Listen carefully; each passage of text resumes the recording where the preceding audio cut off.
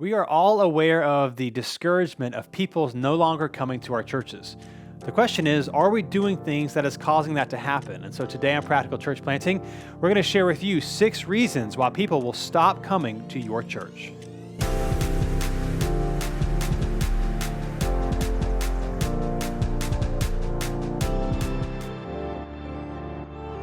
Thanks for joining us again today on Practical Church Planting. Today we're going to be giving you 6 reasons that people will stop coming to your church. So this is not reasons that prohibit people from coming. This is people have come, and why are they not coming back? Yep. So these are things to consider. It's closing that back door. There you go. There you go.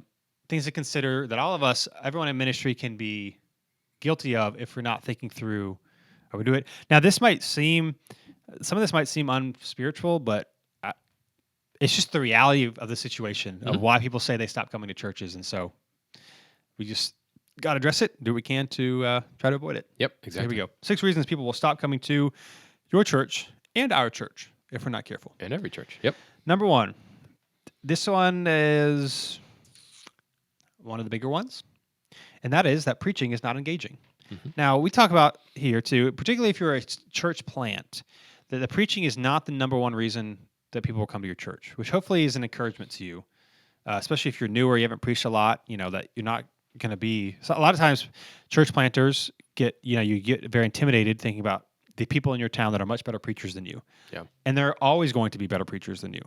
And that's not why people go to a church plant. It's for the community. It's for the relationships. There are strengths in new churches and smaller churches, just like there are strengths in big churches. But there are definitely strengths in small churches and new churches. So they're not necessarily going to come because you're the best preacher, because you're probably not going to be.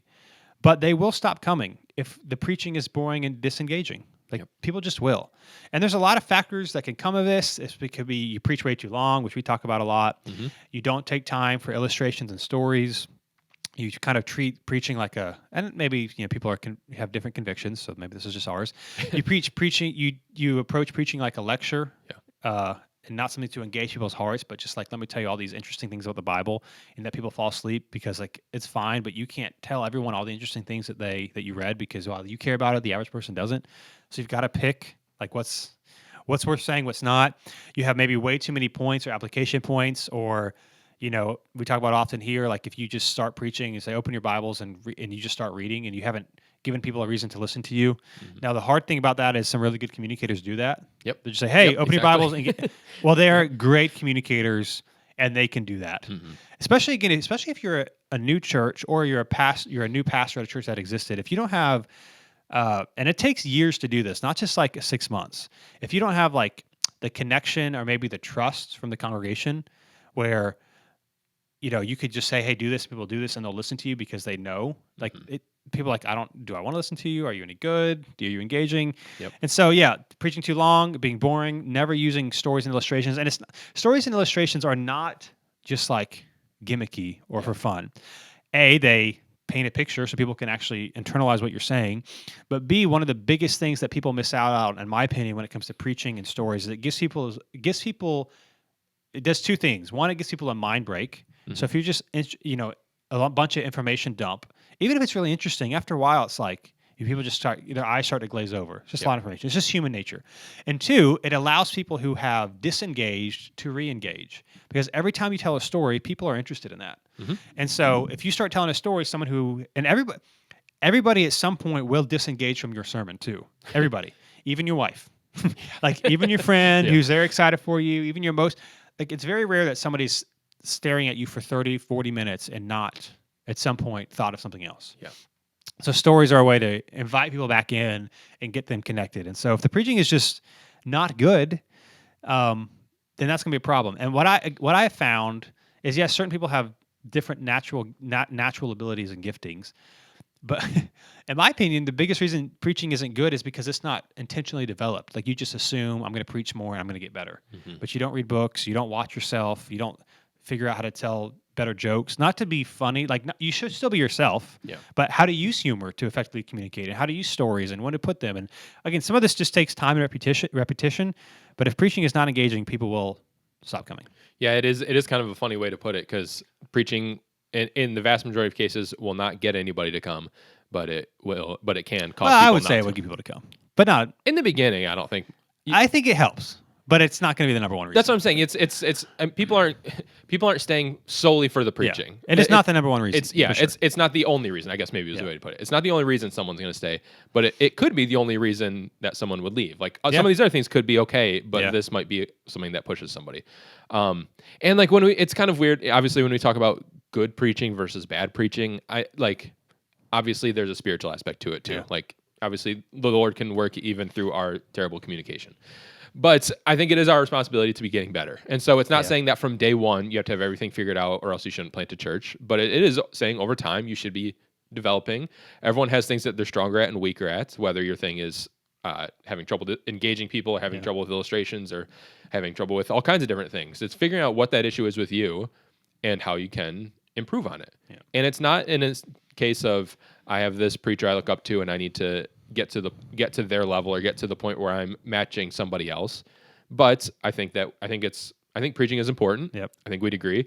And I think we have a responsibility of doing what we can to better that craft. Yeah. And so figuring out where it is for you, where that issue is with you. And if you don't know, watch yourself. Yep. Try and find someone who will be honest with you, and that person probably isn't someone in your church. That person is probably another pastor somewhere to get to watch your stuff. Like I know Dylan, you've done with some people of watching each other's sermons to help build that kind of thing. But figuring out what that issue is with you and improving on it over time, and over time you will get to that point. Yeah, and so I would say too, don't put the onus on everybody else. Like it's really easy for us to blame other people. Well, they should just want to learn. Yeah. They should be here because that's the Christian thing to do. The better thing to do, Chaco Willick, I think that's his name. Chaco. He was a former Navy SEAL. Mm-hmm. He has a book called Extreme Ownership, which is very good. The biggest thing that I took away from it, I think the main point of the book that he really hammers home is that anytime there's a problem, it's on you. Yep. Even if there's a team and other people in the team didn't do a good job. Regardless of who causes the problem. You need to say, here's what I could have done better. Mm-hmm. And if I had done this better, it would have gone better. Even if it's only like 1% your fault. Yeah. And what that does is just develops a culture of everyone accepts responsibility. But regardless, hey, if people are disengaged, the question is don't just get mad at people. Say, what can I do to improve? Mm-hmm. Who can I talk to? We've got a practical church planning. We got a Facebook group that you can join. I guarantee you, if you said, hey, I need 2 people to watch 2 of my sermons and I'll watch 2 of your sermons, I guarantee you'll get people to do that. Yep. Because that's what people want to do. And so find ways to get better preaching. Don't just assume you're going to get better. But that is a real reason people stop coming. Exactly. I mean, and it's something that it's not like an overnight fix, but it is something that you can definitely do something about. So, I don't know if that's encouraging or discouraging, but if you're struggling or discouraged about numbers, what does preaching look like at your church currently? Yep. Number 2, people are not welcomed. So they're not greeted warmly. People are on their phones. Nobody says anything to them. They come, they leave.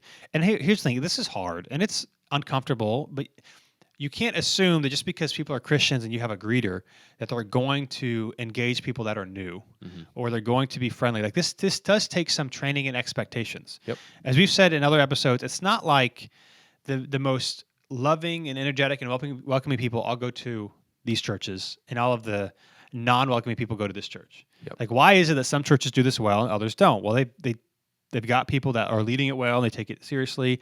I've said in other episodes, in my observation, there is one thing that all churches that are growing, or the vast majority of churches that are growing, I'm sure there's some exceptions, have in common, and it's not theology or music style or philosophy or of ministry. It's that they do a really good job welcoming people. Yeah. So when they come, people who don't know anything about God or Jesus are intimidated, feel seen, feel cared for, but not in an awkward way, and then they decide to come back, and then they get connected.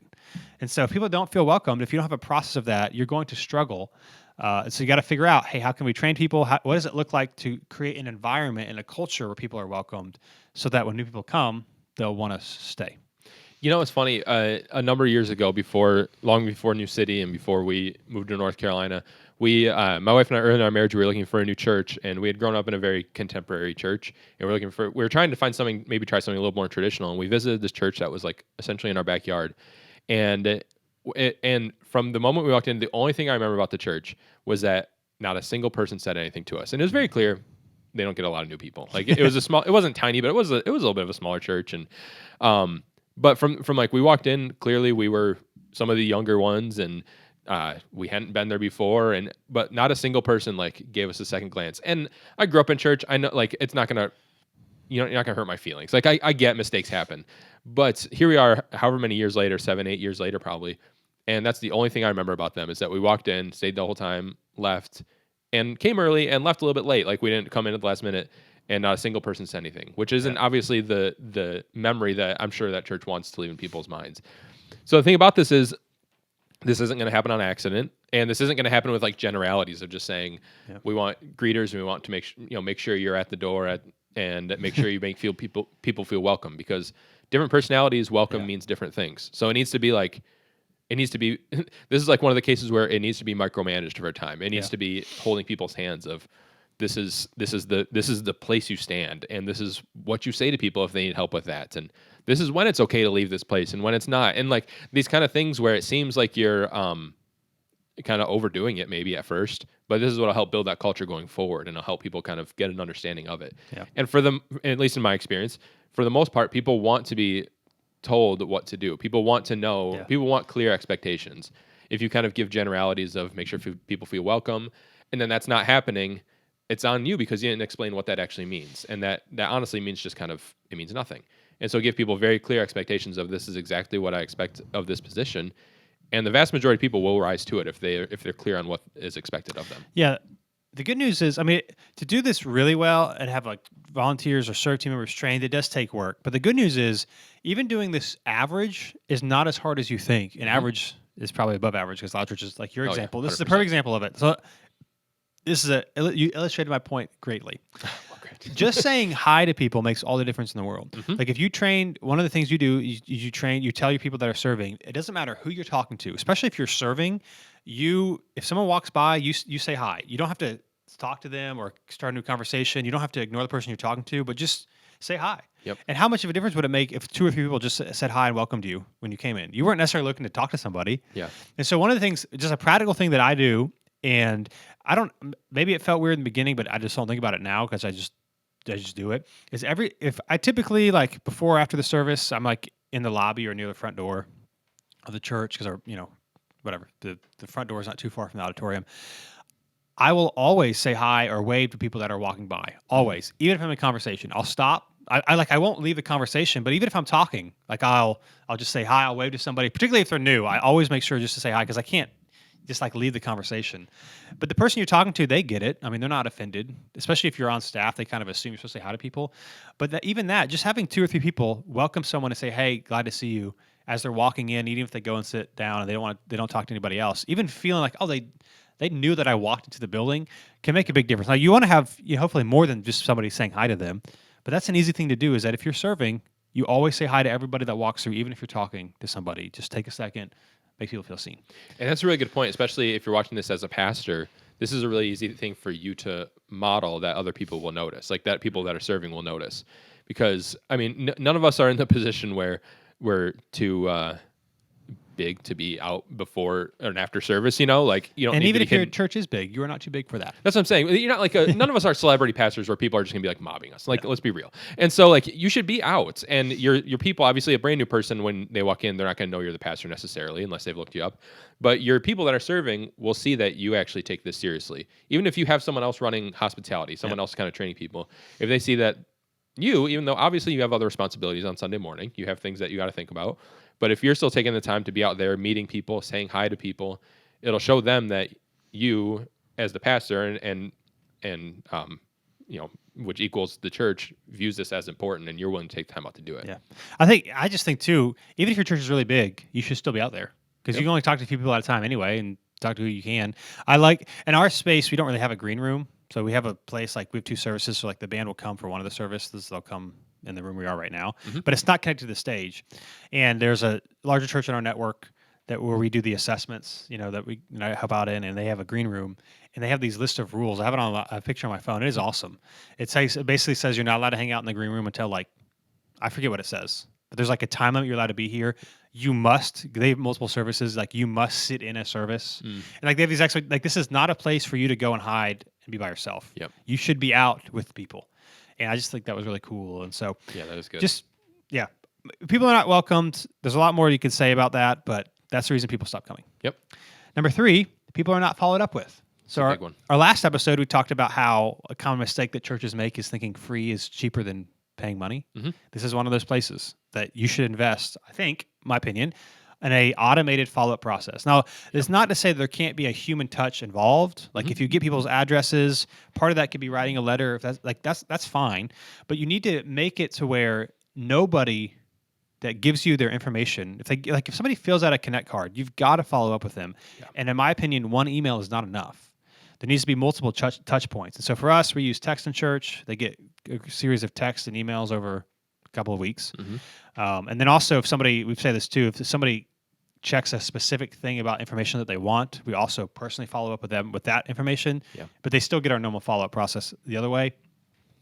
If people aren't followed up with, they won't come back. And a lot of churches don't do this poorly. A lot of places just do this poorly. And it doesn't take a lot to do it well. To just say, hey, we recognize you and we saw you. And so you need to have a process of how you follow up with people. And in our opinion, it should be automated so that it doesn't fall through the crack. Because what a missed opportunity that a new person comes to your church, gives you their information, and they get maybe an email saying, hey, thanks for coming. Let me know if you have any questions. Like people don't even know what to ask. You need to be sending them stuff so that they can even have things to ask questions about.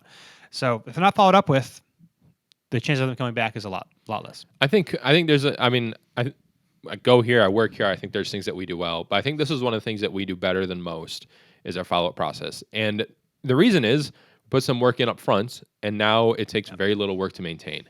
So I don't know if you want to run through what our entire thing is, but it's multiple texts, it's multiple emails, not at once, but obviously over a span of time. And it's something that if I was going to a small church, especially before working at a church, I would never expect this level of follow-up from a small church. I could see it maybe at a big church because they've thought through this, they put money into it. But I would not expect that coming from a church of our size. And we've had it since very early on, not just now. And so that's something that it takes some money, not a huge amount of money, but some money. And it takes some work on the front end. But it's like it'll save you a ton of work on the back end trying to do all this manually to take a week to set all this up well, and then just make minor tweaks going forward. Yeah, we use text in church. There's other things out there. They'll even give you templates of things to use, and you can adjust because you're like, I don't even know what to say. We kind of use one of their templates and then changed it a little bit.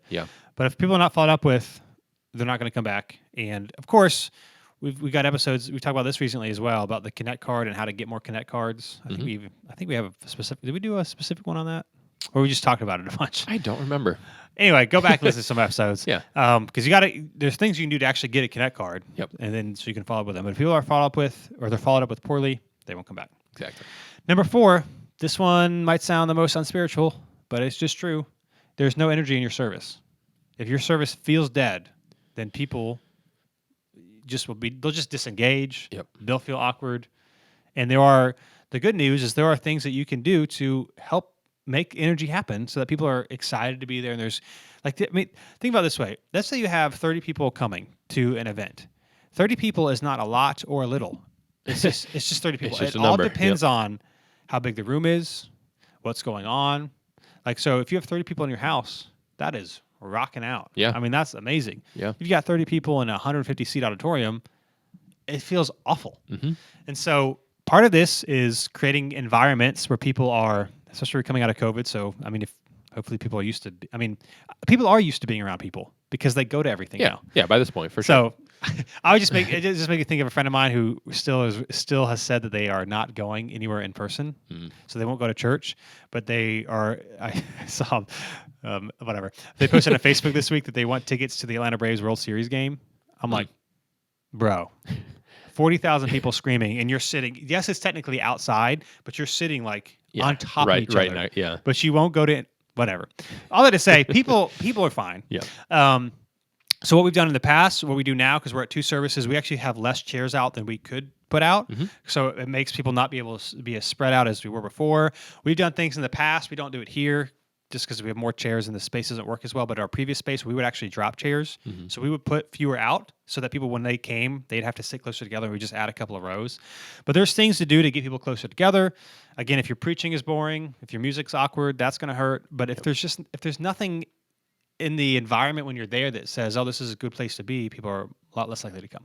And you can't manufacture energy. You can't create it out of nowhere. But like you said, there are things you can do to help mitigate the disaster, so to speak. There are things you can do to your space, regardless of your space, assuming that you're not in a... I mean, if you're in an auditorium, or like a portable space in an auditorium that you can't move chairs, there's things like pipe and drape, and Yep. not every solution is going to be 100% perfect, but there are things you can do to help, help mitigate the disaster, help alleviate this a little bit, to help it be a little bit better energy. And it might be some things where, like right now, we're at 2 services. We haven't had. I don't think we had to do this at our old space, and we haven't had to do it yet here. But we've talked about potentially asking people that serve or people that play in the band to go to a specific service instead of just wherever you want. Like right now, they can go to whatever service they want. But we've talked about, because services are never evenly split, what would it look like to start asking people that serve to please go to this one specific service, because this one, it needs some help and the other one doesn't, And so figuring out things like that, of what can you do to kind of help create a little bit of energy, not in a fake way, but in a way that will help someone who's new not feel like this is awkward. Yep. So that's right. So there's no energy in your service, and you probably know if that feels that way. My encouragement to you would be, what can we do about it? Don't just accept it. There are probably creative solutions that you can come up with that would make it feel better when people are together, and that'll make a big difference. Exactly. Number 4, you meet at a non-ideal time. Now, I see this a lot more than I would have thought, and I understand why people do it, but it's wrong. That's my nice way of putting it. That's my Enneagram 8 way of putting it. Now, by non-ideal time, do you mean non-ideal on a Sunday morning or off of Sunday morning? Off of Sunday morning. Okay. Now, there are times where you have to, space or whatever, and that's totally fine. But when you have the opportunity to do Sunday morning, I'm just telling you, if you want to reach more people and grow, then you should do Sunday morning. Mm-hmm.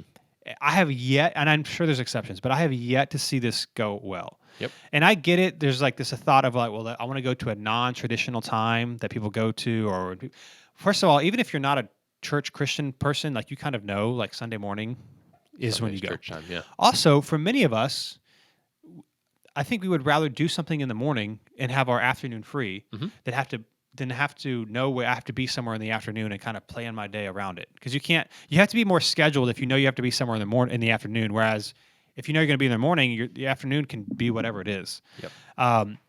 It just doesn't work. Now, part of the problem is you might see churches who have non-traditional service times, because I've talked about this with people, and I'm like, well, here's the thing: the churches that have non-traditional service times that are like larger, first of all, they have Sunday mornings. Yep. Also, they didn't start with those. Like they didn't start with a Thursday night service or a Saturday night service or a Sunday night service. They had Sunday morning, typically more than one Sunday morning service. And as things grew, and as you have more people coming to your church, well, then you have more options. Like let's just say 5% of your people would come to a Thursday night service. Well, if you got 100 people, 5 people at a service is not good. Not great. If you've got 1,000 people and you wanted to make more room, and you said, let's say you have 50 to 75, that's not bad. Like, so you needed some, and so we can look at big churches and see what they do and think it's going to work for us, and it doesn't. And here's the thing: I'm all for innovation and trying new things, and there might be the exception, but I'm just telling you, I have yet to see a new small church plant, and of course, what I've seen is very limited in the United States, who has intentionally chosen that time and wanted to stay there. I have seen people who have intentionally chosen Sunday afternoon, or have, because of meeting space, had to, and they quickly realize and have told me, as soon as we can get to Sunday morning, we will. Yep.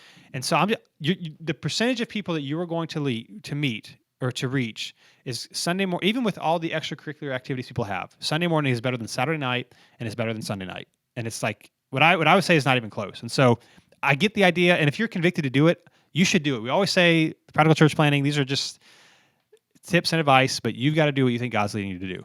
But generally speaking, you will struggle at a non-ideal service time. Not saying it's bad that you shouldn't do it, but it's going to be harder to reach more people. I think it's just one of those things where you have to kind of realize that this is a reality. If you have a space that you really love, and the only way you can get it is by doing a non-ideal service time, we're not necessarily saying don't do it, but come to peace with this reality. It is gonna work against you, and it's gonna take a lot more to get this up and running. And I was gonna say the exact same thing. Every church planter, someone in a younger church that I've talked to that has had to do this, has told me that they want to get out as soon as possible. Yep. Like it's so I'm sure there are ones out there that have done this well. So I'm sure we can point to one or two or a handful of examples that have succeeded in this, but for the majority, it's putting up an extra barrier. And so if that's something that you really want to do or really have to do because of your situation, that's fine. But just recognize that it's going to hurt you. And if you have a way around it, I don't think you can, if you have like two, I mean, this is never the case in reality. It's never the case where two options are equal. But if you have options that are semi-equal and one allows you to meet at an ideal time and one doesn't, I would sacrifice to meet at that ideal time. I would sacrifice some meeting space related things and some things I may want to be able to have that, because I think that's a lot more important than a lot of things that we want. Yeah, and the data says between 9 a.m. at a start time between 9 a.m. and 11 a.m. on a Sunday morning is by far the best time to reach people. Yep. And so that's what we would encourage. Try to get to Sunday morning if you're having people not coming back. Again, too, it depends on where you live. Right now it's the fall, it's football season, so that can hurt you, or other events that happen on Sunday evening. So that's just what we've seen. And look, times. I get like it's a lot of it's a cultural thing. People are Yep. just used to that being the time, and I don't think that's a right or a wrong thing. It's just a fact of the matter. And so we can complain about it or try and change it, but at the end of the day, this is the way it is, and why not take advantage And of it? yeah, it's just worth remembering the churches that do some non-traditional times also do Sunday morning. Yes, And they all probably started on Sunday morning before they did those other things. Yep. And then last but not least, the last reason why people will stop coming to your church is that people will feel guilted. If people feel guilted or obligated to do things, they won't come. Mm-hmm. Nobody wants to be shamed. Nobody wants to. I mean, it's just like following Jesus. If you feel like you have to, or you were told to, at some point you're going to stop. But if you want to, because of what Christ's done for you, then even when times are hard, like it's worth it for you. Yeah. And so if we guilt people about not enough people coming, or you have to come to this event. I was at a lead pastor's Acts 9 thing last week, and we're talking about like people don't want to be shamed or guilted into do anything. And so if you make people feel like if you don't do this or else, well, they're just not going to come. Or we're talking about, that's not what we're talking about. What am I thinking here? I was talking about this idea of like people want to be part of a winning team. They don't want to be part of a losing team. That's just human psychology. Yep. And so when you present things as, hey, we have this event, if we don't get X amount of people to serve, it's not going to go well. Ain't nobody doing that. Yeah. If you say, hey, we're trying to do this event, if we can get X amount of people, this is going to be great. We would encourage you to sign up. We're so excited. Here's what we're going to do. Here's why we need your help. And you're positive. You're hopeful. Even if you're not quite sure, let's say in that example that you're going to get as many people, you're going to get your serving total that you need. The fact that you're hopeful about it means you're going to get more people. Mm-hmm. So like, again, as we're recording this, we have a trunk or treat coming up, and we need a bunch of people to do it. Yep. And so we don't say, hey, we need 50 people to serve in this event. Yep. It's like, hey, here's our needs. We're really excited about it. It's one of the biggest things we do every year. Hundreds of people come. It's a great way to just have fun and serve the community. Like even just how you explain it makes it a lot different. Mm-hmm. And so I remember watching before we planted, there's a church that doesn't exist anymore here in the Raleigh area. And I don't know how I got on their website, but I was like looking at a lot of churches and there was not a lot of people there. And the pastor essentially says something to the effect of, we need to get people here. Like if you need to come and you need to tell your friends to come, or not your friends. He was like talking about how like other people in the church that you need to tell them to come. And I'm like, I don't even go there and I don't want to go. I'm like, I feel so awkward. Yeah. And so if we feel guilted or obligated, and here's the thing, it's hard when you're discouraged or when people aren't responding and you're trying to do a good thing. I get this sense of feeling defeated and letting that come across, but it will just never go well. If people feel guilted or obligated to do things, they're not going to want to come. One way this played out for us is when we moved into the current building that we're in now. We did an episode on this like 150 episodes ago probably, but we had to raise a lot of money. And one of the ways that we wanted to make it clear, we had to raise a lot of money in a short amount of time to be able to move. And we wanted to make it clear to people that this is what we need to do. But also, like, if we don't do it, then we can't move. So it would have been very easy to have a negative spin on it. But there's a way of framing things, especially when it's something like that, of basically what we said is this is the amount of money we raise. And if we don't raise it, we weren't trying to frame it as this is like a terrible thing or the world will end or the church will shut down. We're just going to be here. Like we're still going to be in the same building that we're in, which at the time was difficult, so to speak. But there's a way to frame things that isn't just doom and gloom or that isn't just all negativity, but that allows people to see that there's a need and see the reality of the situation. So we tell them this is what we need, and if we don't raise it, this is the alternative. But we focus way more on the positive side of it than just, I can't believe we're not there yet, or we have so much more ground to go. People really need to pick it up. We didn't try and guilt anybody to do it. And go back and listen to the episode because it's just a cool story, but we far, far exceeded it, And that wasn't because of anything we did, but I think it helped that people didn't feel like we were trying to pressure them or guilt them into doing something. We were trying to be honest about the situation. Yeah, it was just hopeful, and here's what can happen if we do it instead of here's what will happen if we don't. Yep, exactly. And so people want positivity, and I get that comes easier to some people, comes easier to some people than others. but people want to hear you get excited about something and want to hear positivity more than they want to hear you guilt them about it, or more than they want to hear you be negative about the situation that you're in. Yep. So, and that could come a lot of forms. Trying to get people to come on Sunday, trying to get more people to serve, or more people to give. You got to frame it in a way that's exciting and hopeful. And here's what will happen if we do it, as opposed to, well, if people don't do it, then this is the bad stuff that's going to happen. Because we're like, well, because even when you say it that way, it kind of seems like the bad stuff is going to happen. So why would I give or serve or waste my time on something that's not going to work out anyway? Yep. So you got to be hopeful. So those are 6 reasons people will stop coming to your church. Again, I think some of these times are unintentional.